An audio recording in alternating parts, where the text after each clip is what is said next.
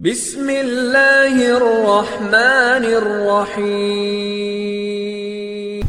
نحمده ونصلي على رسوله الكريم اما بعد فاعوذ بالله من الشيطان الرجيم بسم الله الرحمن الرحيم الذين يؤمنون بالغيب ويقيمون الصلاة ومما رزقناهم ينفقون وقال النبي صلى الله عليه وسلم ما نقص مال عبد من الصدقة او كما قال النبي عليه الصلاة والسلام رب اشرح لي صدري ويسر لي امري واحلل عقدة من لساني يفقهوا قولي۔ تو معزز سامعین اکرام، بھائیوں، بزرگوں، دوستوں، جیسا کہ آپ تمام حضرات کو معلوم ہے کہ ہم تمام لوگ اللہ کے فضل و کرم سے دوسرے عشرے میں داخل ہو چکے ہیں۔ پہلا عشرہ ختم ہو چکا ہے اور ہم لوگوں کو اس بات کا علم نہیں ہے کہ پہلا عشرہ جو رحمت کا ہے، ہم اللہ کی رحمت کے مستحق ہوئے یا نہیں ہوئے، اس کا علم نہیں ہے۔ اور اب یہ دوسرا عشرہ چل رہا ہے، یہ مغفرت کا عشرہ ہے، تو لہٰذا ہمارے لیے ضروری ہے کہ اللہ تبارک و تعالیٰ سے استغفار، توبہ، مغفرت طلب کرنے میں کچھ کمی نہیں کرنی چاہیے، اس لیے کہ اللہ کے نبی علیہ السلام کی جو حدیث مبارکہ ہے، ان 3 آدمیوں میں سے وہ آدمی پر بھی اللہ کے نبی بددعا پر آمین کہے ہیں۔ بددعا تھی حضرت جبرائیل علیہ السلام کی، اور آمین تھی میرا اور آپ کے آقا جناب محمد رسول اللہ صلی اللہ علیہ وسلم کی، کہ آپ نے فرمایا، حضرت جبرائیل نے فرمایا کہ وہ آدمی جس کی زندگی میں رمضان جیسا مبارک مہینہ، رحمتوں والا، برکتوں والا، بخششوں والا مہینہ آیا ہو، اور وہ ایسے اعمال اور ایسے مجاہدات کر اپنے مغفرت نہ کرا لیا ہو، اس پر لعنت ہو۔ تو اللہ کے نبی نے کیا کہا؟ آمین کہا۔ تو اس لیے اللہ تعالی ہم تمام کو اللہ کے نبی کی اس بددعا کی آمین سے ہم تمام کی حفاظت فرمائے، اور رمضان کا حق جیسے ادا کرنا ہے ویسا ادا کرنے کی توفیق نصیب فرمائے۔ تو میرے بھائیوں، بزرگوں، دوستوں، جیسا کہ آپ تمام حضرات کو یہ بات بھی معلوم ہے کہ بنی الاسلام علی 5، کہ اسلام کی بنیاد جو ہے وہ 5 چیزوں پر رکھی گئی ہے۔ نماز ہے، روزہ ہے، زکوٰۃ ہے، حج ہے، اور پہلا ایمان ہے۔ تو یہ 5 چیزوں اسلام کی بنیادی چیز ہیں، اور اس میں زکوٰۃ بھی ایک اہم رکن ہے، اور یہ بھی ایک اسلام کی بنیادی چیزوں میں سے ایک چیز ہے۔ یہاں پر دیکھنا اور غور کرنے کی بات یہ ہے کہ اللہ تبارک و تعالیٰ جو اسلام کی بنیاد قرار دیا ہے، بنیاد قرار دینے سے پہلے کسی آدمی پر فرض اس وقت تک عائد نہیں ہوتا، اس وقت تک فرض ضروری نہیں ہوتا جب تک کہ اس فرض کی ادائیگی کی صلاحیت اس کے اندر نہیں ہوتی۔ نماز فرض ہونے کے لیے بچے کا بالغ ہونا ضروری ہے۔ اس سے پہلے جو بچہ پڑھ لیتا ہے تو وہ اس کے لیے نفل ہے، فرض نہیں ہے، اور جتنے بالغ ہونے تک جتنے وہ نیک اعمال کرے گا، اس کا ثواب ماں باپ کو پہنچے گا، کہ ماں باپ نے اس کی ایسی تربیت کی کہ وہ بالغ ہونے سے پہلے کیا کر رہا ہے؟ نیک اعمال کر رہا ہے۔ وہی اگر نابالغ بچہ بڑے بڑے گناہوں میں مبتلا ہو گیا تو اس کا گناہ بھی ماں باپ کو پہنچے گا، اس لیے کہ انہوں نے اس کی تربیت نہیں کی ہے۔ تو اسی لیے ایسے ہی اللہ تبارک و تعالیٰ روزوں کے بارے میں فرمایا۔ روزوں کے بارے میں سوچے تو معلوم ہوتا کہ اللہ تبارک و تعالیٰ روزہ رکھنے کی طاقت دیا، صبح سے لے کر شام تک کھائے بغیر، پیے بغیر، اپنی خواہشات سے دور رہنے کی طاقت دیا، پھر روزوں کو فرض کیا۔ جہاں اللہ تبارک و تعالیٰ قرآن مجید میں روزوں کی فرضیت کا ذکر کیا ہے، وہاں پر ایک ایسا جملہ اختیار کیا ہے جیسے ایک چھوٹے سے بچے کو سمجھاتے ہیں، ایسا جملہ اللہ نے استعمال کیا ہے۔ اور ہم بارہا سنتے ہیں اللہ تبارک و تعالیٰ ماں سے بھی کئی گنا زیادہ محبت کرنے والے ہیں۔ تو اللہ نے کیا فرمایا؟ یا ایھا الذین آمنوا کتب علیکم الصیام کما کتب علی الذین من قبلکم، اے ایمان والوں، تم پر روزے فرض کیے گئے جیسا کہ تم سے پہلی امتوں پر بھی فرض کیا گیا تھا۔ یہ جملہ بڑا غور کرنے کا ہے۔ ایک چھوٹے سے بچے کو ہاسٹل میں ڈال کر آ رہے ہیں، ایک چھوٹے سے بچے کو مدرسے میں ڈال کر آ رہے ہیں، تو اب بچہ روتا ہے، میں امی کو چھوڑ کر رہنا کیا، ابا کو چھوڑ کر رہنا کیا، گھر کو چھوڑ کر رہنا کیا، گھر کے اچھے اچھے مزیدار کھانوں کو چھوڑ کر رہنا کیا، یہ خیال اس کے دل کے اندر آتا، اب بچہ روتا۔ تو جب باپ کیا بولتے ہیں، اگر ماں بھی قریب ہو تو ماں بھی کیا بولتی ہے، بیٹے تمہارے بڑے بھائی جو اب انجینئر بنے ہیں وہ کیا ایسے ہی بن گئے؟ وہ بھی ایسے ہی کالج میں رہ کر بنے ہیں۔ تمہارا بڑا بھائی جو مفتی بن گیا ہے، مولانا بن گیا ہے، حافظ بن گیا ہے، اور تراویح میں جو قرآن سنا رہا ہے وہ کیا ایسے ہی سنا رہا ہے؟ وہ بھی ایسے گھر سے دور رہ کر، ہم سے دور رہ کر، مدرسے میں رہ کر پڑھ کر، کالج میں رہ کر پڑھ کر وہ اس مقام کو پہنچا ہے۔ اب چھوٹے بچے کو سمجھا رہے ہیں تاکہ اس کا بوجھ کیا ہو جائے، ٹھنڈا ہو جائے، اس کا بوجھ کم ہو جائے، ہلکا ہو جائے، کہ اس کو معلوم ہو جائے اچھا اس مقام تک کے پہنچنے کے لیے پہلے بھی میرا بھائی نے اتنے مجاہدات کیا ہے، اتنے پریشانیوں کو اٹھایا ہے، دشواریوں کو سہا ہے۔ جب وہ اس بات کا یہ بات اس کے دل میں آ جائے گی تو اب یہ آنے والی تکلیفیں اس کو تکلیف نہیں لگے گی، آنے والی پریشانیاں اس کو پریشانی نہیں سمجھ میں آئے گی۔ تو ایسے ہی اللہ تعالیٰ ہم لوگوں کہہ رہے ہیں کہ بندوں ہم نے تم پر جو روزہ فرض کیا ہے یہ ایسے ہی نہیں کیا، پہلے امتوں پر بھی تھی اور تم پر بھی ہے۔ تو اللہ تعالیٰ ایک ماں کا رویہ اختیار کر رہے ہیں کہ بتلا رہے ہیں کہ تم پر روزہ فرض کر کر ظلم نہیں کیے۔ تو میرے بھائیوں روزہ رکھنے کی طاقت رکھا پھر روزہ فرض کیا۔ اب ایسے ہی حج کے بارے میں تو اللہ نے واضح طور پر فرمایا من استطاع الیہ سبیلا، وہاں تک جانے کی طاقت جو رکھتا ہے اسی پر فرض ہے، اور جو وہاں تک جانے کی طاقت نہیں رکھتا وہ ایسے ہی انتقال کر گیا، اس کے بارے میں اللہ سوال نہیں کریں گے کہ بندے تو کیوں حج کرنی ہے، اللہ نہیں پوچھیں گے۔ اب ایسے ہی زکوٰۃ کے بارے میں اللہ تبارک و تعالی جہاں پر بھی قرآن میں خرچ کرنے کا ذکر آیا ہے، علماء جانتے ہیں کہ مما اللہ تعالیٰ لفظ وہاں لے کر آتے ہیں۔ جیسے میں نے ابھی آیت پڑھی آپ لوگوں کے سامنے، وہاں پر بھی اللہ تعالیٰ یہی فرما رہے ہیں الذین یؤمنون بالغیب ویقیمون الصلاۃ ومما رزقناہم ینفقون۔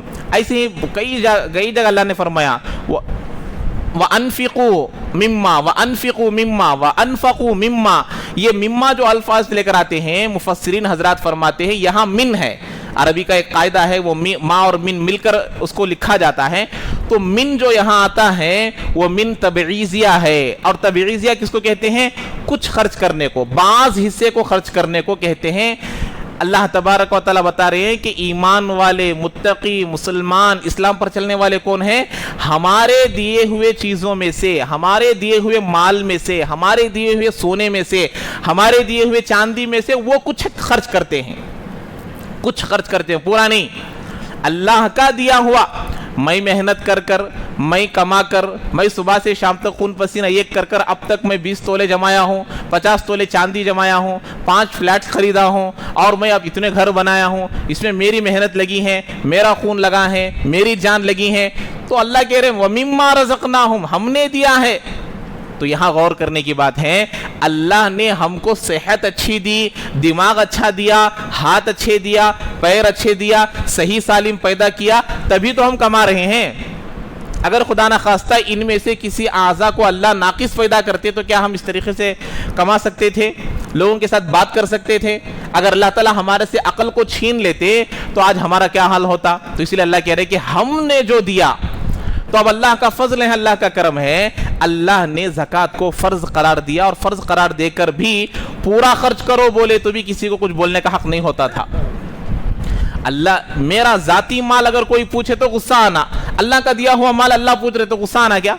تو اللہ تعالیٰ بھی فضل کیا، رحم کیا، کرم کیا، 40واں حصہ، 40 روپے ہیں تو 1 روپیہ دو، 80 روپے ہیں تو 2 روپے دو، 100 روپے ہیں تو 2.5 روپے دو، 2.5 روپے دو، اس سے زیادہ میں تم سے نہیں مانگتا، یہ ہے فرض۔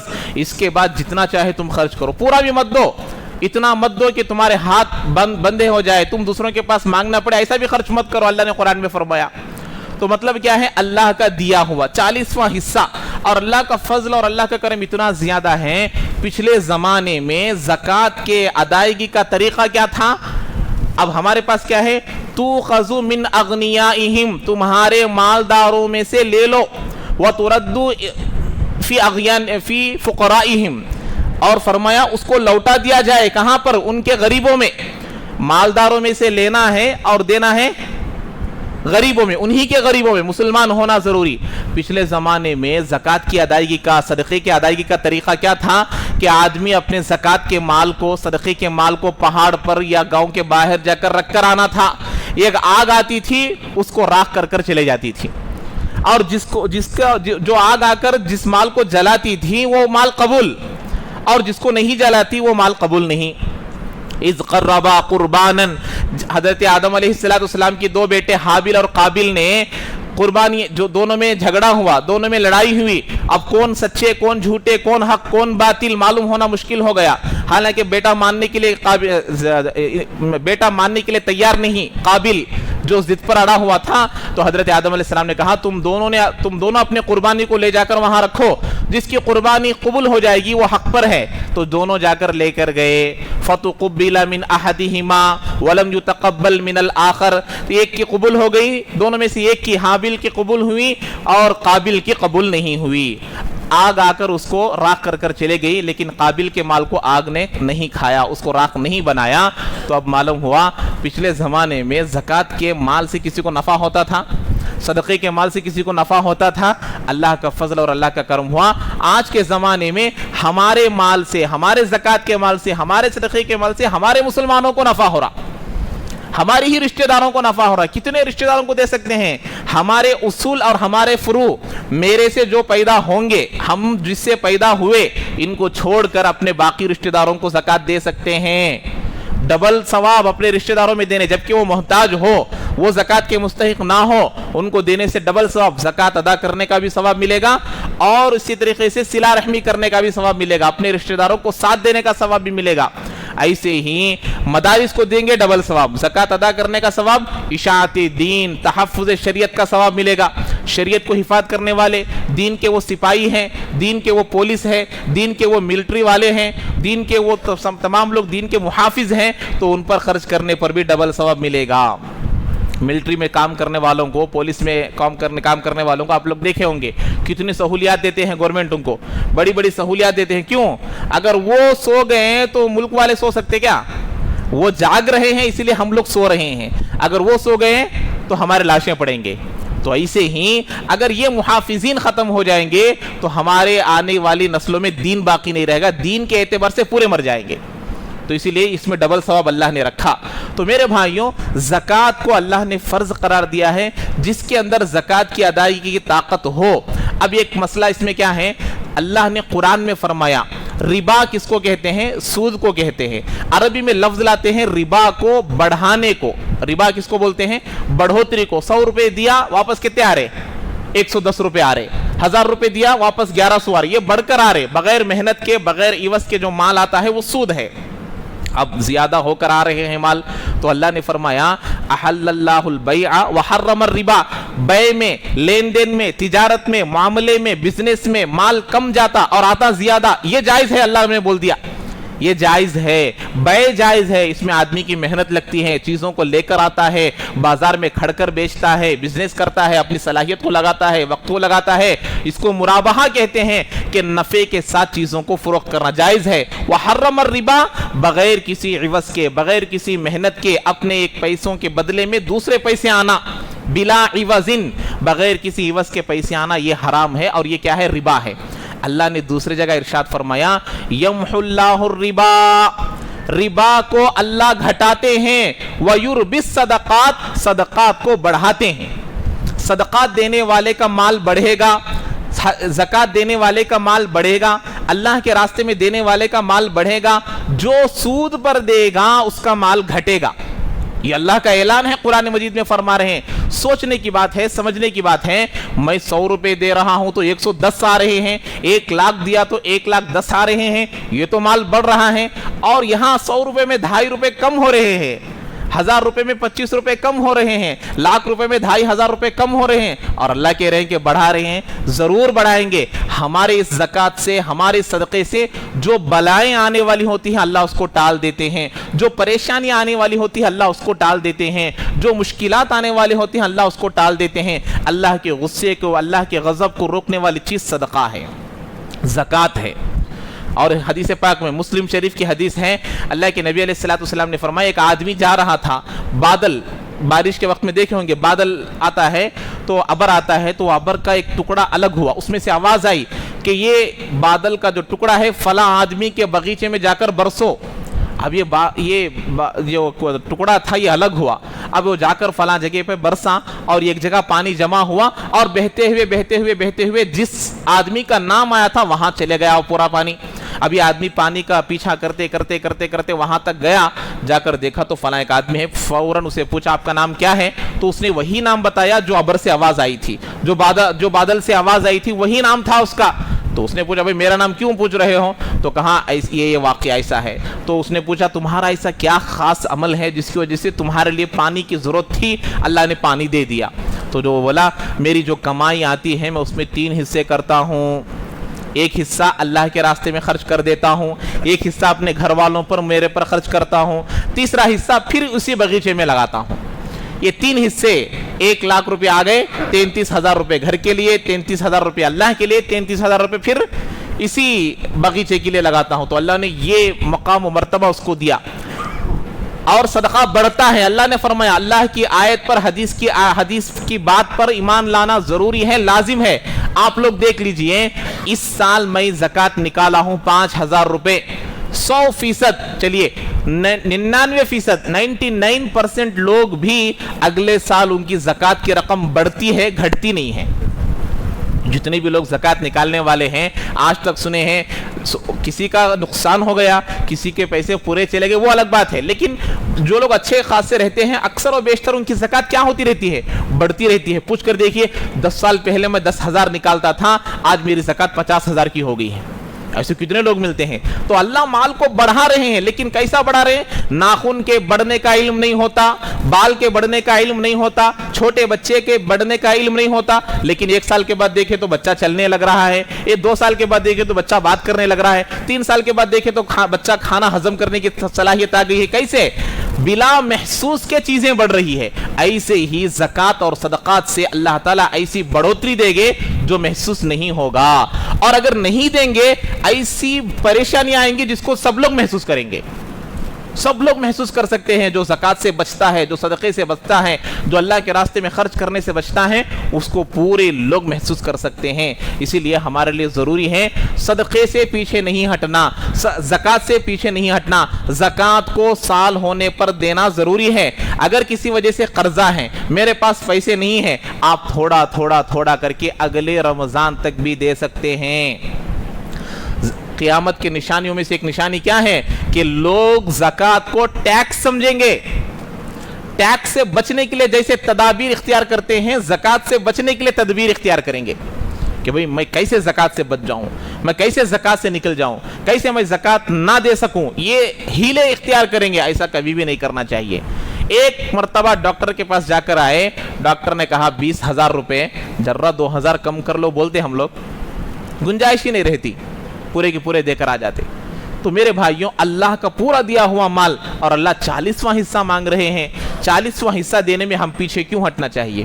حساب پورا کا پورا کرنا چاہیے۔ مسائل انشاءاللہ زکوٰۃ کے ہی آئیں گے اب سے، تو ہر اعتبار سے جہاں زکوٰۃ فرض ہے، جن چیزوں میں زکوٰۃ ہے، اور رشتہ داروں میں کن کو دے سکتے ہیں، کن کو نہیں دے سکتے ہیں، پورے باتیں معلوم کر کر، پورا حساب کر کر، ہمارے اکاؤنٹوں میں جو بیلنس ہے، سونا ہے، چاندی ہے، قرضہ کتنا ہے، سب چیزوں کو معلوم کر کر ہر اعتبار سے زکوٰۃ نکالنے کی کوشش کریں۔ اللہ تعالی ہم تمام کو عمل کی توفیق نصیب فرمائے۔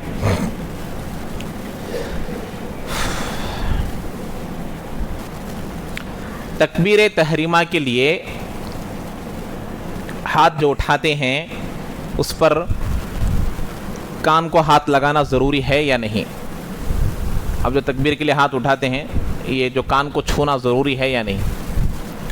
دیکھیے، وائل ابن حجر رضی اللہ تعالیٰ عنہ کی ایک روایت ہے، اس میں خود انہوں نے فرمایا کہ اللہ کے نبی علیہ السلام کانوں کے برابر تک ہاتھ اٹھاتے تھے، اس میں چھونے کا تذکرہ نہیں ہے، اور چھونا بھی سنت نہیں ہے۔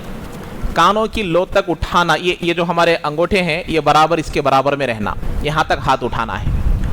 چھونا اس آدمی کے لیے ہے جس کو دل کو اطمینان ہو جائے کہ میرے ہاتھ وہاں تک آئے ہیں، اور جب اس کی عادت بن گئی یہاں تک اٹھنے کے تو چھوڑ دینے کی اجازت ہے۔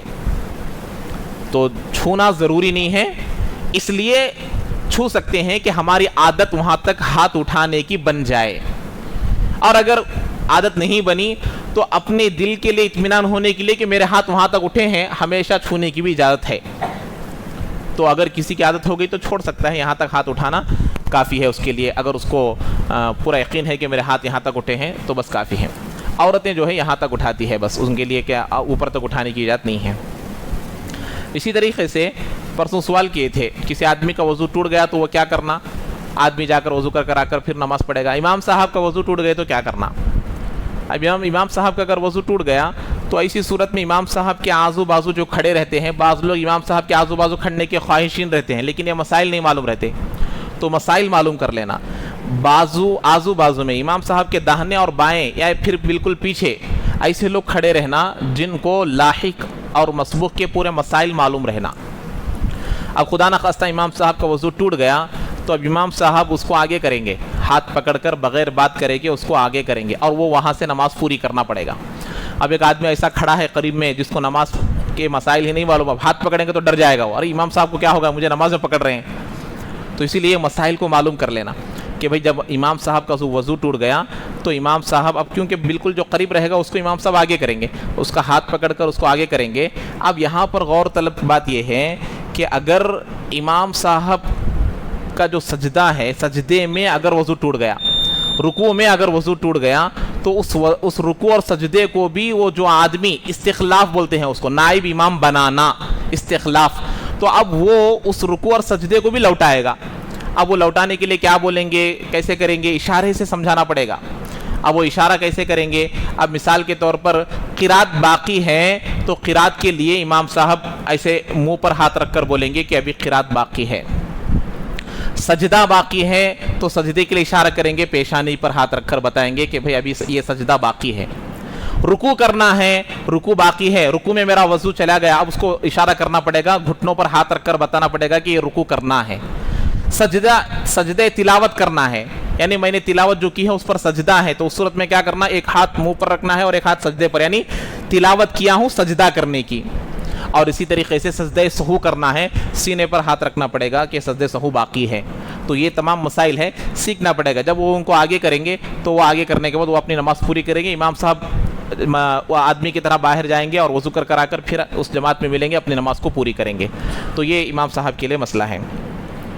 اور اسی طریقے سے کل سوال کیے تھے ٹیکس وغیرہ سے بچنے کے لیے ہیلتھ انشورنس کرانا اور دیگر جتنے بھی انشورنس کرانا یہ جائز نہیں ہے۔ ٹیکس سے محض بچنے کے لیے ایسے انشورنس وغیرہ میں حصہ لینا جائز نہیں ہے، کیونکہ یہ تمام جو ہے جوا قمار کے زمرے میں آنے والے ہیں، اس لیے جائز نہیں ہے۔ ایسے ہی ایک آدمی زکوٰۃ نکالتا ہے، اس رمضان کو زکوٰۃ نکالا ہے 5 لاکھ کی زکوٰۃ نکالا ہے۔ 5 لاکھ کی زکوٰۃ کتنی بنتی ہے؟ 12,500 روپے۔ اب مثال کے طور پر رمضان کا مہینہ 15 تاریخ کو نکالا، آج کتنا روزہ؟ 11واں روزہ، تو 11ویں روزے کو زکوٰۃ نکالا۔ ہر سال 11ویں کو نکالنا، ایک دن متعین کر لینا، کم سے کم حساب تو کر لینا اس دن کو۔ تو اس سال کتنے نکالا ہے؟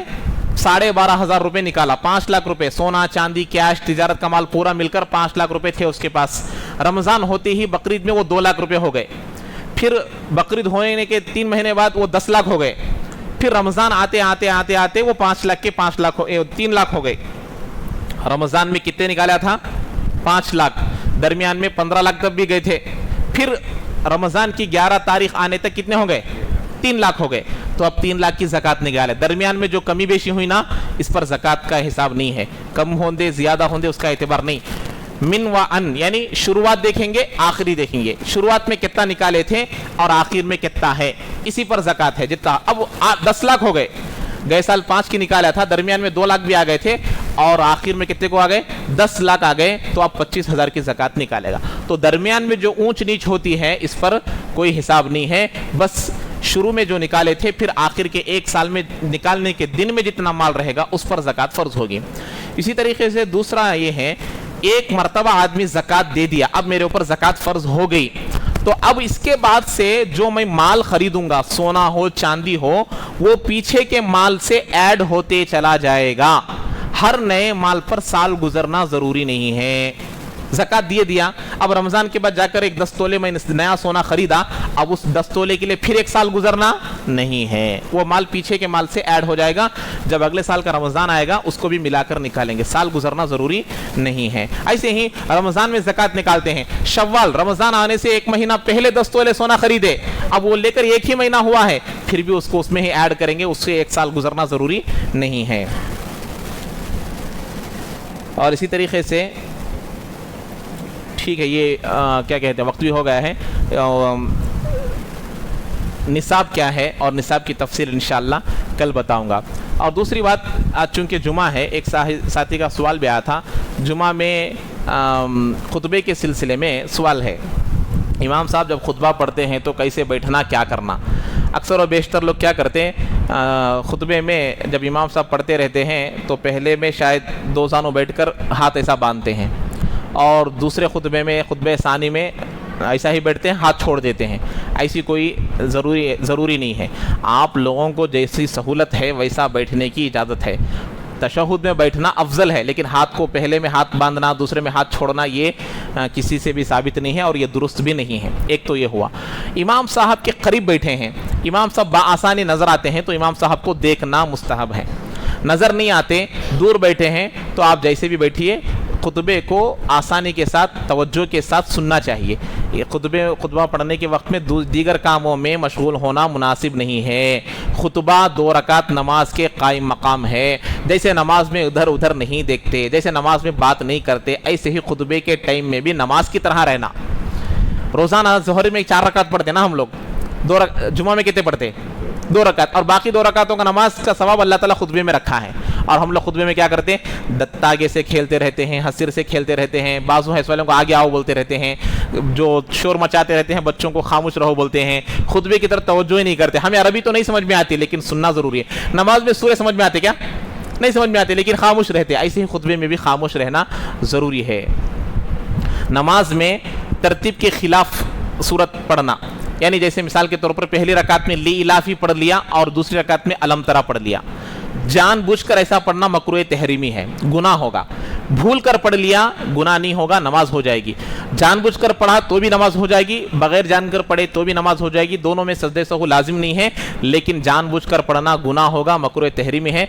भूल कर पढ़ लिया तो गुंजाइश है, फिर दोबारा नहीं पढ़ना चाहिए। और कभी भी देखिए, जो सूरतें कुरान में तरतीब है उसी तरतीब से पढ़ना चाहिए। अगर भूल कर पढ़ लिया, सजदे सहू भी लाजिम नहीं, नमाज हो जाएगी। जानबूझकर पढ़ना गुनाह होगा, नमाज हो जाएगी। जी, किसी को पूछना है?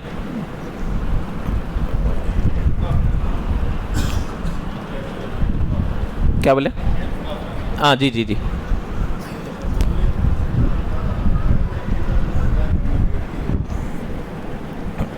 देखिए, एतिकाफ के सिलसिले में आदमी जहाँ मस्जिद में नमाज पढ़ता है उस मस्जिद में बैठना उसका हक है। इसीलिए जिस मस्जिद के मुक्तदी हो और उस मस्जिद में एक भी आदमी नहीं बैठा तो वो महल्ले के लोग गुनहगार होंगे। अब ये मस्जिद है, इस मस्जिद के आसपास में जितने घर इस मस्जिद से मुताल्लिक है, एक आदमी भी नहीं बैठा तो जितने लोग ये मस्जिद से मुताल्लिक है सब गुनहगार होंगे। तो इसी एतबार से उस आदमी के लिए ज़रूरी है कि जो इख्तिकाफ बैठना चाहते हैं वो इसी मस्जिद में बैठे जिस मस्जिद में वो नमाज़ पढ़ता है।